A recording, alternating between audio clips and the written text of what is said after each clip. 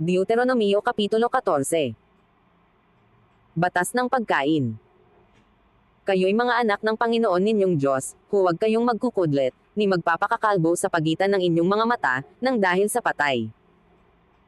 Sapagkat ikaw ay isang banal na bayan sa Panginoon mong Diyos, at ikaw ay pinili ng Panginoon upang maging bayan sa kanyang sariling pag-aari, na higit sa lahat ng mga bayan na nasa ibabaw ng balat ng lupa.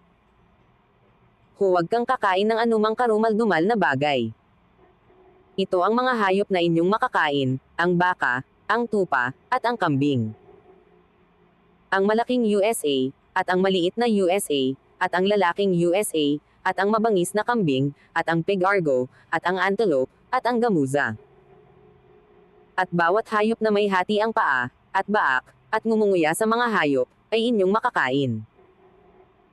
Gayunmay ang mga ito ay hindi kakanin sa mga ngumunguya, o sa baak ang paa, ang kamelyo, at ang liver, at ang koneho, sapagkat sila'y ngumunguya, ngunit walang hati ang paa, mga marumi sa inyo.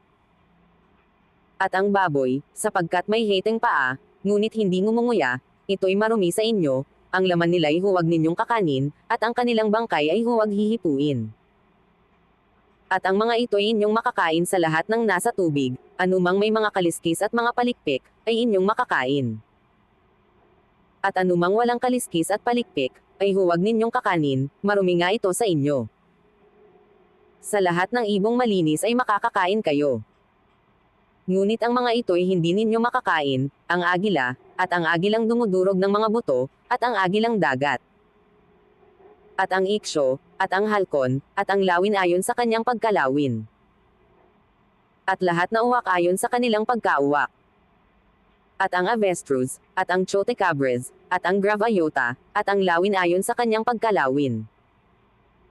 Ang munting kwago, at ang malaking kwago, at ang kwagong tila may sungay. At ang pelikano, at ang buter, at ang sumarmuho. At ang sigwena at ang tagak, ayon sa kanilang pagkatagak, at ang abubila, at ang kabag-kabag. At lahat ng may pakpak na umuusad, ay marumi sa inyo, hindi kakanin. Sa lahat ng ibong malinis ay kayo'y makakakain. Huwag kayong kakain ng anumang bagay na namatay sa sarili, iyong maibibigay sa taga-ibang bayang nasa loob ng iyong mga pintuang daan, upang kanyang kanin, o iyong maipagbibili sa taga-ibang bayan, sapagkat ikaw ay isang banal na bayan sa Panginoon mong Diyos, huwag mong lulutuin ang gayang kambing sa gatas ng kanyang ina. Batas ng mga ikapu. Iyong ang pagsasangkwing bahagi ang lahat na bunga ng iyong binhi na nanggagaling taon-taon sa iyong bukid. At iyong kakanin sa harap ng Panginoon mong Diyos, sa dakong kanyang pipiliin na patatahanan sa kanyang pangalan, ang ikasangpong bahagi ng iyong trigo, ng iyong alak at ng iyong langis, at ang mga panganay sa iyong bakahan at sa iyong kawan, upang mag-aral kang matakot sa Panginoon mong Diyos na palagi. At kung ang daan ay totoong mahaba sa ganang iyo, na ano pat hindi mo madadala, sapagkat totoong malayo sa iyo ang dako, na pipiliin ng Panginoon mong Diyos na paglalagyan ng kanyang pangalan, pagka ikaw ay pagpapalain ng Panginoon mong Diyos.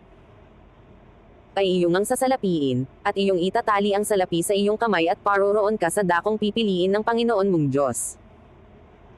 At iyong gugulin ang salapi sa anumang nozain mo sa mga baka, o sa mga tupa, o sa alak, o sa matapang na inumin, o sa anumang nozain ng iyong kaluluwa, at iyong kakanin doon sa harap ng Panginoon mong Diyos, at ikaw ay magagalik, ikaw at ang iyong sangbahayan.